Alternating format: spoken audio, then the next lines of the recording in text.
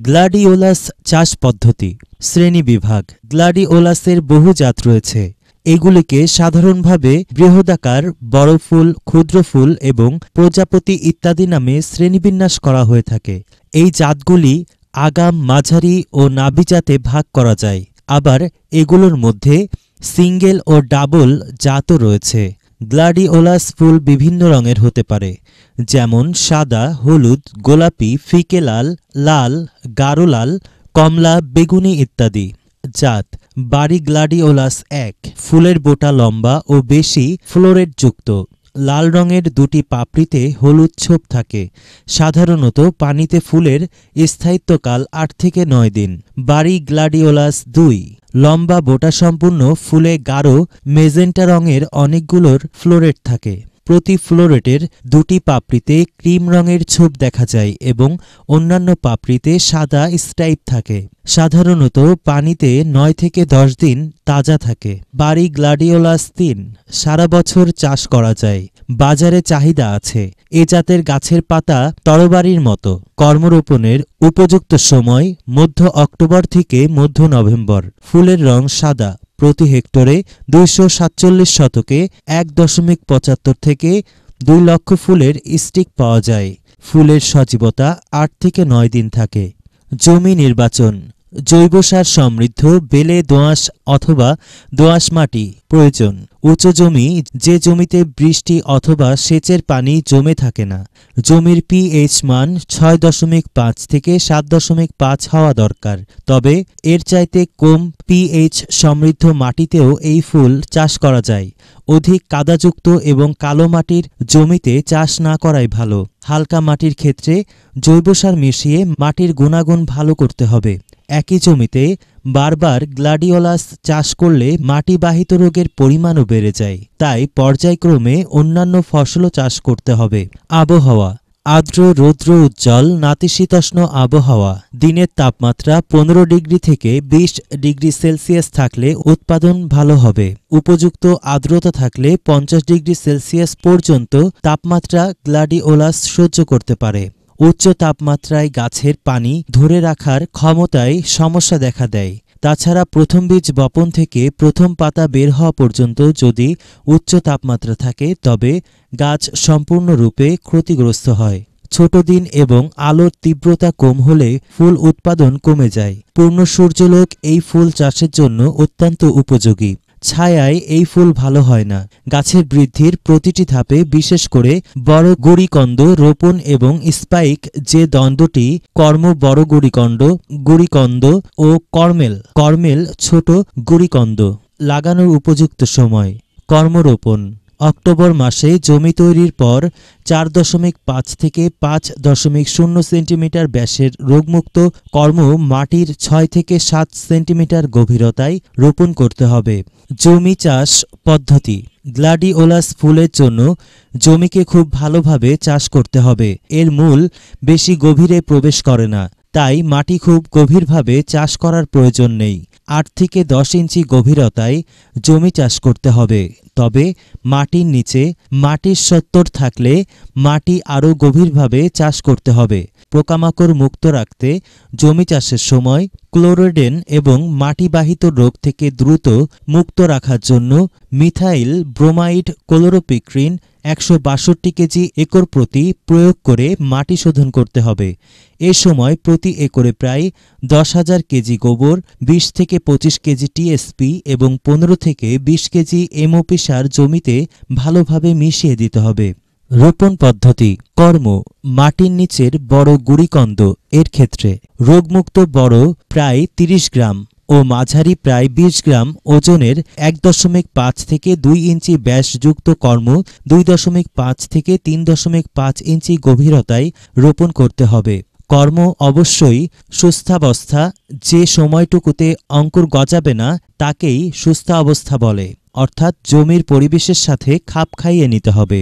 করম লাগানোর পূর্বে অঙ্কুরিত করে ০.১% থেকে ০.৩% ব্যাভিস্টিন দ্রবণে ৫ মিনিট ভিজিয়ে রেখে বাতাসে শুকিয়ে নিতে হবে। অপরপক্ষে কর্মেল লাগানোর ক্ষেত্রে ২৪ ঘন্টা পানিতে ভিজিয়ে নিতে হবে। উন্নত মানের ফুল পাওয়ার জন্য সারি থেকে সারির দূরত্ব 12 ইঞ্চি এবং গাছ থেকে গাছের দূরত্ব 10 ইঞ্চি হতে হবে। তবে জমির অপচয় রোধ করার জন্য 10 ইঞ্চি গুণ 6 ইঞ্চি দূরত্বে রোপণ করতে হবে। কর্মেল মাটির নিচের বড় গুড়ি কন্দ এর ক্ষেত্রে কর্ম এর চারিদিকে গুচ্ছাকারে ছোট ছোট কর্মেল পাওয়া যায়। কর্মেলের চারিদিকে বাদামি রঙের শক্ত খোসা থাকে, যার কারণে অঙ্কুরোদ্গম হতে দেরি হয়। তাই কর্মেল লাগানোর আগে সাবধানতার সাথে খোসা ছাড়িয়ে 24 ঘন্টা পানিতে ভিজিয়ে নিলে অঙ্কুরোদ্গম তাড়াতাড়ি বাড়বে।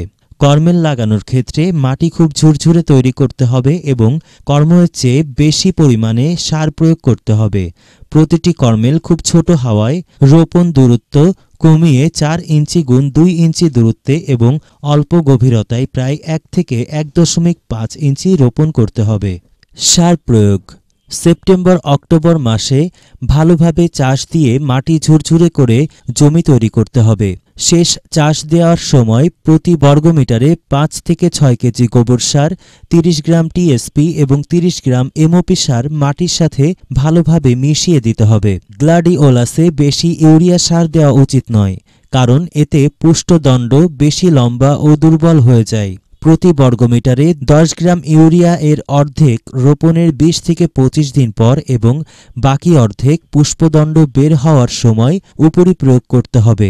চাষের সময় পরিচর্যা, সেচ ও পানি নিষ্কাশন। ভালো ফুল পাওয়ার জন্য মাটিতে পর্যাপ্ত পরিমাণ রস থাকতে হবে। কর্ম মাটিতে লাগানোর পর জমিতে হালকা সেচ দিতে হবে, যাতে কর্মগুলি মাটিতে লেগে যেতে পারে। পরবর্তীতে আবহাওয়া অবস্থা বুঝে 10 থেকে 15 দিন পর পর সেচ দিতে হবে। ঝর্ণা বা প্লাবন 2 পদ্ধতিতেই সেচ দেওয়া যায়। মাটিতে পানির পরিমাণ কম থাকলে গাছের বৃদ্ধি কমে যায়। জমিতে পানির পরিমাণ বেশি হলে কর্ম পচে যেতে পারে। আগাছা দমন গ্লাডিওলাস ফুলের উৎপাদনের নিয়মিতভাবে গভীর শিকড়যুক্ত আগাছা দমন খুবই জরুরি। আগাছাগুলোকে আগাছানাশক হিসেবে অনুমোদিত আগাছানাশক 1.8 কেজি একর প্রতি স্প্রে করতে হবে। আগাছানাশক ব্যবহারের সময় খেয়াল রাখতে হবে যেন কর্ম ও কর্মেল ক্ষতিগ্রস্ত না হয়। মালচিং ও মাটি ওঠানো গ্লাডিওলাস ফুল চাষের একটি অত্যন্ত প্রয়োজনীয় পরিচর্যা হচ্ছে গোড়ায় মাটি ওঠানো। অঙ্কুরোদ্গমের পর প্রতি 15 থেকে 30 দিন পর পর উপরের মাটি খুপড়ি বা হো দিয়ে মালচিং করে নিতে হবে। গাছে 3 থেকে 5টি পাতা বের হওয়ার পর একবার এবং স্পাইক 60টি পাতা বের হওয়ার সময় গাছের গোড়ায় 2 পাশ থেকে মাটি উঠিয়ে দিতে হবে। সেচ দেওয়ার পর বা কোনো কারণে কর্ম বা কর্মেল মাটির উপরে উঠে এলে পাশ থেকে মাটি দিয়ে ঢেকে দিতে হবে।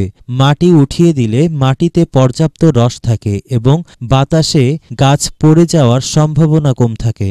স্টেকিং কাঠি দিয়ে কাণ্ডকে দাঁড় করিয়ে রাখা। প্রতি সারিতে 6.5 ফুট দূরে দূরে বাঁশের কাঠের কাঠি পুঁতে 6 ইঞ্চির ওপর একটি এবং স্পাইক বের হওয়ার স্থানে একটি তার বা নাইলনের রশি টানতে হবে। প্রতি গাছে আলাদা করে ছোট ছোট খুঁটি লাগাতে হবে। গাছ ঘন করে লাগালে স্টেকিং না করলেও চলবে। স্টেকিং দেওয়ার সময় খেয়াল রাখতে হবে যেন কাণ্ডে বা মাটির নিচে কর্ম বা কর্মেল আঘাতপ্রাপ্ত না হয়। রোগবালাই ও পোকামাকড় দমন পদ্ধতি শোষক পোকা থ্রিপস।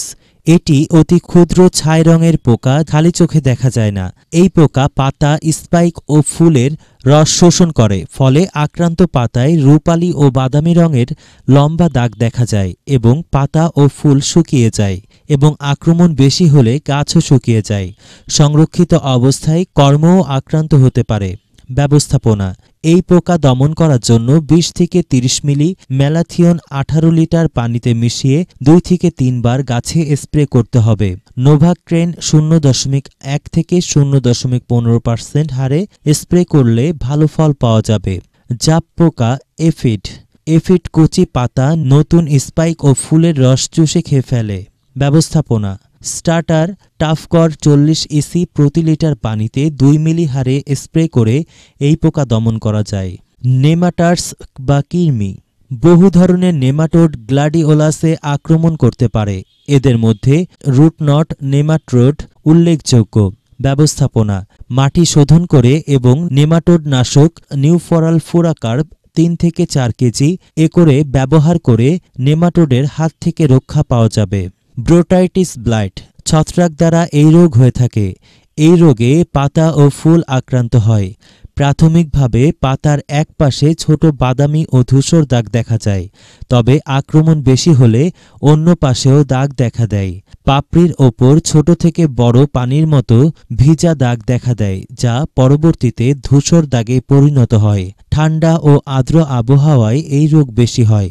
ব্যবস্থাপনা: পরিষ্কার পরিচ্ছন্ন চাষাবাদ এই রোগকে অনেকটাই নিয়ন্ত্রণে রাখে। ডাইথেন M45 15 দিন পরপর প্রতি লিটার পানিতে 1 থেকে 2 গ্রাম অথবা বেন্ডাজিম মেটাজেব মেনকোজেব প্রতি লিটার পানিতে 1 থেকে 2 গ্রাম হারে স্প্রে করে এই রোগ দমন করা যায়। ফিউচেরিয়াম রট: ছত্রাক দ্বারা এই রোগের সৃষ্টি হয়। এই রোগে গাছের বৃদ্ধি ধীর হয়ে কাণ্ড ও পাপড়ি বিকৃত আকার ধারণ করে এবং স্পাইক খুব কম বের হয়। কর্ম ও কর্মেল সংরক্ষণের পূর্বে অথবা সংরক্ষণের সময় পচে যায়। ব্যবস্থাপনা: এই রোগের আক্রমণ রোধ করা খুবই কঠিন, তবে প্রতিরোধী ও সহনক্ষম জাত ব্যবহার করে এই রোগের হাত থেকে রক্ষা পাওয়া যায়। সুস্থ কর্ম ব্যবহার, পরিচ্ছন্ন চাষাবাদ এবং কর্ম ও কর্মেল শোধন করেও এই রোগ প্রতিহত করা যায়। এটি একটি বীজ ও মাটিবাহিত রোগ। যে সমস্ত মাটিতে বায়ু চলাচল কম এবং মাটিতে পানি জমে থাকে সেখানে এই রোগ বেশি হয়। প্রতি লিটার পানিতে 1 গ্রাম ব্যাভিস্টিন অথবা বেন্ডাজিম অথবা কার্বনডাজিম অথবা মেটাজেব একত্র মিশিয়ে কর্মশোধন করে এবং একই ঔষধ দিয়ে মাটি ভিজিয়ে এই রোগ প্রতিরোধ করা যায়। ভাইরাস: গ্লাডিওলাস অনেক কর্মভাইরাস দ্বারা আক্রান্ত হতে পারে।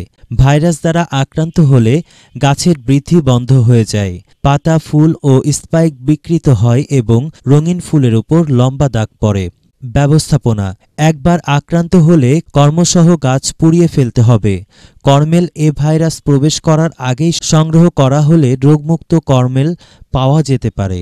কিছু কিছু ভাইরাস পোকা দ্বারা ছড়ায় বলে প্রতি লিটার পানিতে 2 মিলি স্টার্টার টাফকর পারফেকথিয়ন কীটনাশক স্প্রে করে এই রোগকে দমন করা যায়। ফুল কাটা: কর্ম লাগানোর 75 থেকে 90 দিনের মধ্যে গাছে ফুল আসে। স্পাইকের নিচের দিকে 1 থেকে 2টি ফুলে ফ্লোরেট রং দেখা দিলে স্পাইক যে দণ্ডটি ফুল ও পাতা ধরে রাখে কাটতে হবে। স্পাইক কাটার পর গাছে 4 থেকে 5টি পাতা এবং স্পাইক 1 থেকে 2টি ফুটন্ত ফুল থাকতে হবে। ফুল কাটার সাথে সাথে সেগুলো ছায়ায় কিছু সময় রাখতে হবে। কর্ম তোলা ও সংরক্ষণ: কর্ম তোলা: ফুল কাটার 6 থেকে 8 সপ্তাহের মধ্যে কর্ম ওঠাতে হবে। গাছের পাতা যখন হলুদ ও বাদামি রঙের হয়। ফুল কাটার 90 থেকে 105 দিনের মধ্যে কর্ম ওঠালে খুবই ভালো মানের কর্ম পাওয়া যায়, যা থেকে পরে ভালো ফুল পাওয়া যায়। তোলার সময় কর্ম এর গায়ে যেন কোনো আঘাত না লাগে সেদিকে খেয়াল রাখতে হবে। ফলন: একর প্রতি 1,35,000 কর্ম থেকে 1,05,000 থেকে 1,20,000 পর্যন্ত স্টিক পাওয়া যায়। একর প্রতি 4,000 কেজি কর্ম এবং 5,000 কেজি কর্মেল পাওয়া যায়। প্রতিটি কর্মের ওজন প্রায় 70 থেকে 80 গ্রাম এবং প্রতিটি কর্মের ওজন প্রায় 20 থেকে 50 গ্রাম। প্রতিটি কর্ম থেকে প্রায় 10 থেকে 15টি কর্মেল পাওয়া যায়।